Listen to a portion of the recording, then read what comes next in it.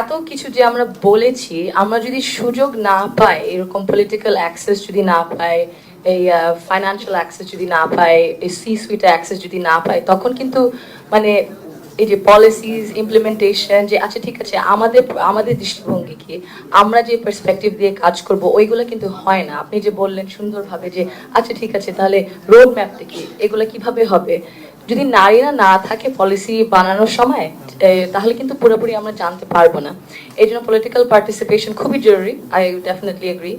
কিন্তু পলিটিক্যাল পার্টিসিপেশনের অনেক কিছু দিক দিয়ে, হয়তো বা কর্মসংস্থানের দিক দিয়ে অনেক ব্যারিয়ার্স থাকে, স্ট্রাকচারাল সিস্টেম্যাটিক ব্যারিয়ার্স, ওইগুলা আমরাই শুধু হয়তো বা বুঝতে পারবো। ফর এক্সাম্পল, আপনারা যে বললে ডে কেয়ার সেন্টার, এখন ডে কেয়ার শুধু একটা খেলনাঘর হলেই তো হয় না।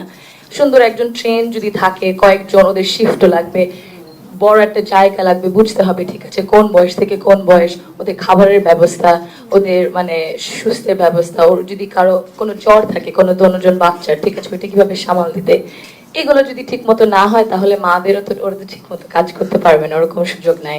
তো কিছু স্ট্রাকচারাল ব্যারিয়ার্স তো আছে। পলিটিক্সের মধ্যে, রাজনীতির মধ্যে আমরা যেটা দেখতে পারি, মানে প্রথম থেকে যদি আমরা দেখি, একজন, আপনারা খুব সুন্দরভাবে কিছুজন বলেছেন যে উমামা আপা, হেমা আপা, আপনারা তো মানে নিজ থেকে অনেক বড় মানে স্টুডেন্ট লিডার্স, ভেরি ইমপ্রেসিভ। এখন আপনাদের মতো অনেক আছে নিশ্চয়ই, আপনারা তো ওদের সাথেও নিশ্চয়ই কাজ করেছেন। এখন ওদের জন্য যদি আমরা ঠিক মতো না চিন্তা করি, ঠিক আছে স্টুডেন্ট লিডার থেকে, লোকাল গভর্নমেন্ট থেকে ওই পাইপলাইনটা যদি সৃষ্টি না করা হয়, আর ওই পাইপলাইনটা ধরে রাখা যদি না হয়, তাহলে মেরামত করা না হয়, তাহলে তো সুযোগ সুবিধা থাকবে না, ওরকম ভালো ভালো নেত্রীদের ওরকম আমরা সুযোগ দিতে পারবো না। তো ওইটা প্রথমে করতে লাগবে, পাইপলাইনটা সৃষ্টি করতে রাখবে আর ধরে রাখতে রাখবে।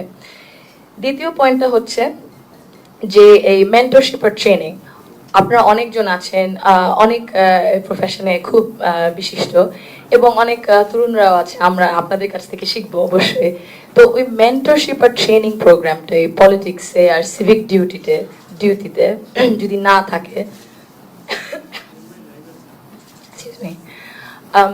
তাহলে ও তাহলে ও কিভাবে বুঝবে যে ঠিক আছে আমার এইভাবে এই পথে যাওয়া উচিত, আমার ঠিক আছে এইভাবে জিনিসটা গুছিয়ে করা উচিত। তার মানে একটা ছায়ার মতো, একটা তাল গাছের ছায়ার মতো যদি একজন কেউ না থাকে, একটা মেন্টর, তাহলে কিভাবে ওই ছোট গাছটা আবার বড় হবে।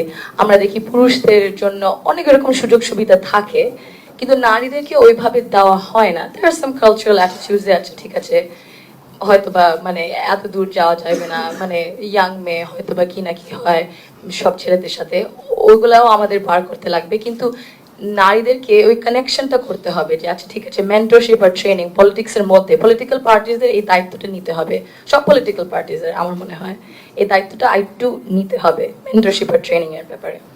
আর একটা বড় বিষয় যে ফাইন্যান্সিং এর ব্যাপারে, ফাইন্যান্সিং ও বিরাট বড় একটা ক্যাম্পেইন যদি করতে চান, রাজনীতিতে যদি চলতে চান, ফাইন্যান্সিং যে পলিটিক্যাল পার্টিসদের মানে ইকুইটি, ইকুয়ালিটি তো আমরা জানি সমান সমান, ইকুইটি হচ্ছে বোঝা যে বৈষম্য হয় কিন্তু ওই জিনিসটাকে ঠিক করার জন্য আরো আরো সুযোগ সুবিধা দিতে হবে। তো ওইটা বুঝে যদি ফাইন্যান্সিং নারী নেত্রীদের দেওয়া হয়, তাহলে হয়তো বা এই জিনিসটা একটু মানে কমে আসবে, যে নারীরা যে পার্টিসিপেট করতে পারছে না রাজনীতিতে, এটা একটু কমে আসবে। এবং নারীদেরকে সুযোগও দেওয়া উচিত, বুঝতে আচ্ছা ঠিক আছে ওনার মানে মেধা আছে দাঁড়ানোর জন্য কোনো একটা লোকাল গভর্নমেন্টে, না হলে কোনো একটা কনস্টিটিউয়েন্সিতে। কিন্তু আপনি যে আপনারা কয়েকজন বললেন যে পলিটিক্সটা এক ধরন ভাবে হয়ে এসেছে, কিন্তু কেন আমরা চিন্তা করি না গভর্নেন্সটা কি, আমরা কেমন ধরনের দেশ চাই, ওই চিন্তা করে যদি ওই মানুষদের মধ্যে ওই কোয়ালিটিস থাকে, ওই ক্যাপাবিলিটিস, ওই নলেজ থাকে, কেন সুযোগ দেব না? কারণ আমরা তো অন্য ধরনের একটা দেশ দেখতে চাই, তাই না? এত কষ্ট পরিশ্রম করা হয়েছে অনেকজনের এত বছর ধরে, বহু বছর ধরে, ওই কারণেই তো। সো ওই সুযোগটা বুঝতে হবে, একটু মাইন্ডসেটটা চেঞ্জ করতে হবে। তারপর আরেকটা বড় জিনিস যেটা again I think political party should take more responsibility, নারী নিরাপত্তার দিক থেকে, in terms of cyber bullying আর ফিজিক্যাল অলসো সেফটি। যদি কোডস অফ কন্ডাক্টস থাকে প্রতিটা পলিটিক্যাল পার্টির, যে আচ্ছা ঠিক আছে যে এই মানে আমাদের আইন তো আছে, কিন্তু পলিটিক্যাল পার্টির দায়িত্ব নিতে হবে, দায়িত্ব যে কোড অফ কন্ডাক্ট সেফটির দিক থেকে, যদি কোনো নারী নেত্রী, স্টুডেন্ট লিডার্স কোনো কিছু হয়, তাহলে ওরা ওদের মানে এই লিগাল নাহলে কোড অফ কন্ডাক্টের মধ্যে ঠিক আছে, ভিতরেও যদি কিছু হয় আমরা দায়িত্বটা নিব যে আমরা ওনাকে প্রোটেক্ট করবো, ওনার পাশে থাকবো, ওনার পাশে দাঁড়িয়ে থাকবো, ছেড়ে দেব না। এই জিনিসটা চিন্তা করতে লাগবে।